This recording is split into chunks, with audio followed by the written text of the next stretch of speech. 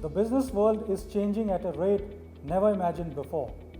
We have entered into a new era marked by emerging technologies such as 3D printing, artificial intelligence, robotics, and many more. Rapid advancement in technology is in fact giving rise to a new kind of economy called as platform economy, where the social and economic activity is facilitated by transaction platforms such as Uber, Amazon, and the likes. All this is placing higher expectations on companies, sometimes even paradoxical demands, to meet changing consumer behavior so that they can continue delivering superior value to them. As if all this was not enough, came the pandemic COVID-19, which has further accelerated this rate of change and in fact made things more complex, more ambiguous, and more uncertain to operate. To keep pace with the changing business environment, B schools have a greater responsibility to shoulder for making their management graduates more employable. Not only B school graduates have to learn new skills and rule-breaking concepts to deal with the situation, but in fact, their manufacturing unit itself has to innovate, introspect, so that they can get going. What is BIMTech in this current scenario doing to meet up the industry expectations from its graduates? To give us a panoramic view of the situation, I have with me today someone who is in charge of placements, Professor Rajiv Sharma. Welcome to this conversation, sir. Thank you. Professor Rajiv, besides his administrative responsibility as chairperson of Center for Corporate Relations at BIMTech, is a faculty in the area of operations and decision science. He is a qualified cost and management accountant and has an industrial experience of 12 years and another over 12 years of experience as a seasoned academician. In past, he has been a consultant to corporate giants like BSNL, Cosmo Ferrites, Panacea Biotech, and many more. Sir, I'll begin this conversation by asking you the most pertinent question of the day. When you began your job in the current season, the COVID-19 pandemic had hit, and students were anticipating their internship. They were about to begin the process. Subsequent to that process, due to the impact of COVID-19, there is cut in job roles, productivity margins, etc. So what are your initial thoughts on the emerging situation of the recruitment drive in the country, and how aspiring managers should deal with the situation to keep them still relevant and in demand to the corporates who are eventually going to hire them? So, thank you, Anshuman. Thank you for having me here for this session, I think a brief talk, and of course a very pertinent situation you have put before me. Yes, this pandemic, COVID, they knocked our door, I think, in the month of March, and we were about to start with our internship right from the first week of the April, and that was a time when slowly, I think, companies started telling us that we will make them join not from the first week of April, but when the lockdown will be open and when the situation will be better. And considering all this situation, I think one of the important decisions was to look upon 2-3 aspects. One, for how long it will be. Two, what we should do to make them, I think, go through this internship so that the relevant experience, relevant kind of exposure, skill set they should be able to acquire. And plus this also, one important thing which was I think very much pertinent to this particular angle is what changes will this bring. I think to answer these one by one, I'll be I think able to give you 3 different pictures. Starting with the picture number 1, what we did is knowing that these companies now are, I think, either revoking the offers of summer interns or they are not able to onboard students for this internship in time. We opened right in the first week of the April, and we said students to go for doing certifications in lieu of internship. with the companies. And for this, I think the first foremost step Vimtech took is to get a handshake with Coursera. We requested Coursera to give us their platform, and along with Coursera, we opened students for not only Coursera but Udemy, Google, and many other. I think students over this last over the 3 months of the internship, they did almost like 30,000 man hours of training, certifications, and over 1,500 certifications we are able to get during that particular period. But the focus was, we asked them to do certifications of minimum hours, which was I think which is a requirement from our side, a mandatory requirement. This much hours of training, the certification they have to do, and they have to complete that certification. Minimum 4 certifications they have to do, and all certification will be recommended during that time by the area chairs, program chairs, and of course CCR, in consultation with CCR, focusing on what kind of skill sets we might be looking at. So the important factors over there were the factors like what we focused upon is something like we asked them to do more and more courses in analytics, data analytics, business analysis. We also asked them to go for more and more digitalization courses.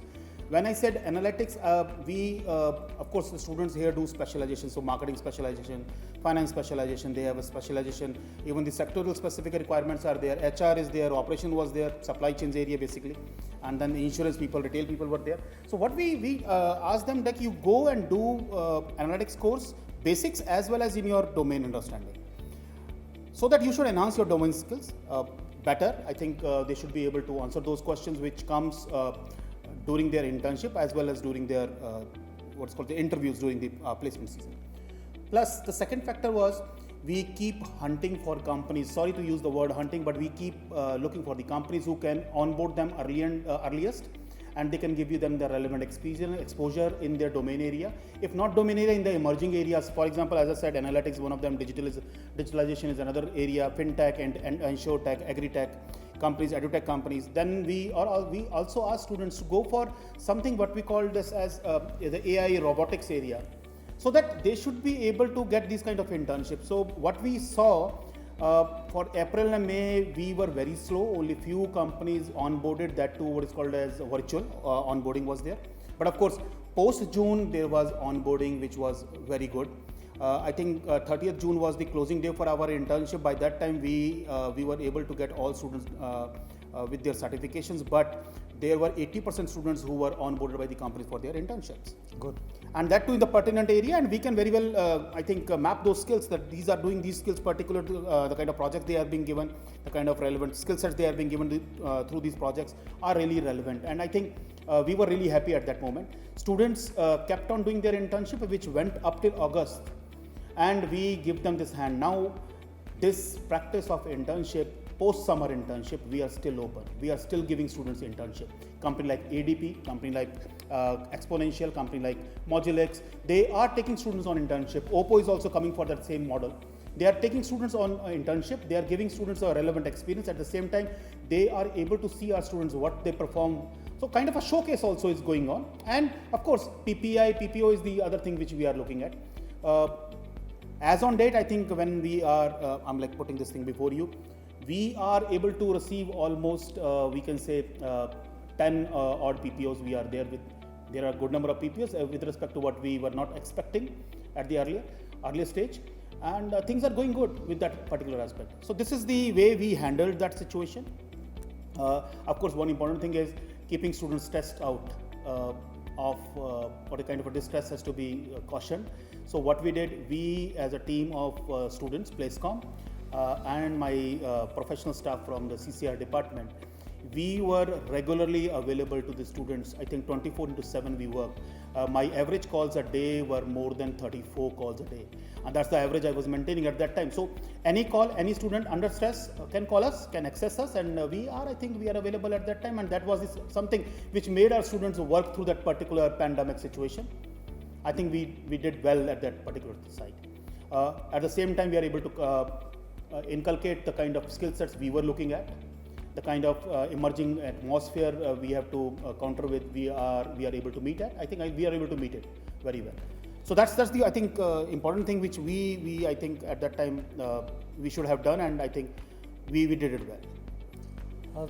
Listening to you, sir, I get a glimpse of the kind of extensive work the placement cell and you as its chairperson do. Let me tell our viewers, sir is so much occupied in the placement drive at campus that I've been chasing him for this particular conversation for the past 1 month. And therefore, I am not in a position to ask him too many questions. The only final question I have for him is that, sir, when it comes to campus placement process, it's really an extensive process which involves not only the faculty members, the staffs, but in fact the students also are a significant contributor in driving the success of the campus drive.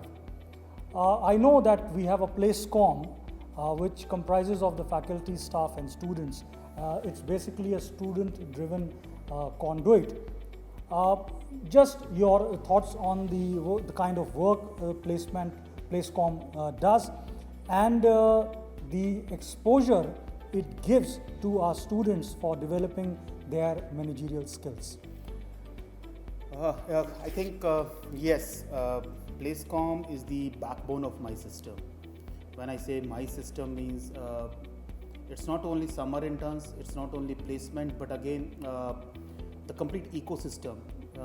Because placement never happens, I think, only with talking to the companies or requesting companies or inviting companies. It's always an ecosystem whereby we are in touch with the industry, we can engage with the industry, and the industry also understands what we are, how we are, and what kind of students we have, showcasing ourselves actually. I think if you look from that particular angle, when a placement happens, it happens not only by internship. So we have a model of internship, summer internship, we have a model of short-term projects, live projects. And I think this time live projects and short-term projects are more like a virtual projects for us because pandemic doesn't allow this kind of movement to the industry. And of course, even industries are not open for certain type of skill set where the data cannot move out of their offices. I think, but still we were able to get a very good numbers. Now, this is one area where we need it. And reaching out to so many companies on so many platforms when we physically cannot move out. I think we cannot move out physically, and that's the pandemic has given us this kind of scenario. So everything is now on the online system, virtual. Even the meetings are happening virtual with the companies. So on that particular scenario, I think moving out, outreach has to be created, and that is possible only when number of people who are working in that particular area is better, is higher. I think PlaceCom plays a very vital role over here. They reach out, they were doing almost getting to the companies, getting to the systems, and getting companies over here for the internship. Number two, I think second area of this particular ecosystem is the competitions. How many corporate sponsored competitions they are getting into, students are registering, not only registering, participating, that there are submissions, and all these things happens I think one by one. And there is I think internships going on at the same time, competitions going on, and the students are completely what's called immersed into that particular thing. Here also PlaceCom, these students, they give this kind of what is called as a specialty service, a kind of ecosystem, what is called as we call this a smoothing of the process that happens through these students of the PlaceCom only. The third foremost area where they are is like we are having this what is called as the industry interaction, so that students should be made ready for campus to the corporate that kind of what is called as the changeover. And for here we are doing two different functions. Snipace is one of the activity we call the webinar based activity, where the students are inviting industry leaders on a certain issues from the particular industry, and they are organizing these webinar. And again, in the webinar, you have to register students, you have to ask students to there, and then before a webinar, there should be a discussion within the student forum, so that what kind of things they should look into, how the webinar has to be like capitalized on the kind of information, or what kind of information has to be like gathered from the industry leaders. Yes. So that's an important thing, and that there also this particular PlaceCom plays a very vital role. And then we have the second model of CXO talks. So far we have done I think 10 plus CXO talks as on date, and the students are these PlaceCom members are really I think good. They are doing very well. And the last we did it with the Mr. Nishit Asthana from Pine Labs, the president and CEO of the Pine Labs. He was the last person. We did this Sunday only, and of course PlaceCom, Next Placecom role is the role of what is called as giving access to the students to almost all kind of information. Which company came last year, what kind of questions were there, the question banks to be made ready, to be made available, and then the GDs and PI practices, and not only GDPI, but of course the soft skill training and exercise. I think here the three teams, my Placecom, my staff, myself, and my business communication team. These three are working complete tandem with each other. I think that's also something where we are able to build that kind of ecosystem and support our students. I think this pandemic is looking for a very different skill set. We are in a very different kind of a situation with respect to the markets which were there up till last year with respect to the placement scenario. I think more and more labor, more number of hours to be, I think, spent in this particular area to work upon. But yes, I must tell, things will happen. I know very well, things will happen. Only it needs a matter of time. I think markets will open up festive season. We can go through the news and I can say amid pandemic blues, festive cheers are there for the economy. Auto sales gather speed, PMI index is going up. I think these things are giving that kind of what is called as a surety. What labors we are putting, I think we'll be able to capitalize on it. That's, I think, the idea which I must share about my team. Thank you. Thank you, sir, for your time. I was about to mention this, and in fact you have very beautifully summarized it in the end, that in post-COVID-19, the most successful institutions will be those who will be able to shape the future in their own vision.